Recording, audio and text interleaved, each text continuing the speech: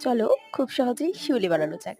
প্রথমে আমি মডেলিং ক্লেটাকে সুন্দরভাবে মেখে এবার সমানভাবে কয়েকটা গোল করে নিলাম। এবার সেটাকে আবার সুন্দরভাবে চ্যাপ্টা করে নিয়েছি। এবার সেটাকে আমার কাছে যেহেতু কোনো টুলস নেই, তাই আমি এটাকে ব্লেড দিয়েই ৫ ভাগে ভাগ করেছি। সামান্য মাঝখানে একটু লাগিয়ে রাখবো যাতে ৫ টা পাপড়ি হয়। তো এবার আমি সুন্দরভাবে ওই যেভাবে আছে সেভাবেই থাকবে একটা সাইড, আরেকটা সাইডে আমি সুন্দরভাবে হাত দিয়ে হালকা, হালকা একটু টেনে দিব যাতে শিউলি ফুলের পাপড়ি শেপটা আসে। এভাবে প্রত্যেকটা শেপ আমি টেনে দিব যেন সুন্দর একটা ফুলের শেপ আনতে পারি।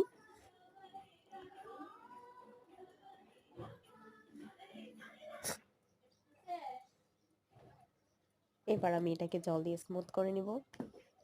যেহেতু এটা মডেলিং ক্লে, তাই মোল্ডেড ক্লের মতো এটা তেমন একটা স্মুথ হয়নি। আমি সেটাকে এখন একটু জল দিয়ে স্মুথ করার সময় ভুল করে ফেলেছি, একটু রং লাগিয়ে দিয়েছি। তো সেটাকে আবার ধুয়ে আবার আমি এটাকে আবার জল দিয়ে সুন্দরভাবে স্মুথ করে নিয়েছি।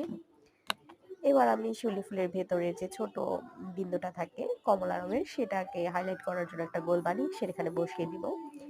এবার আমি আমার তুলির পেছনটা দিয়ে সেটাকে সুন্দরভাবে বসিয়ে দিব। এই তো হয়ে গেল আমার একটা ছোট্ট শিউলি।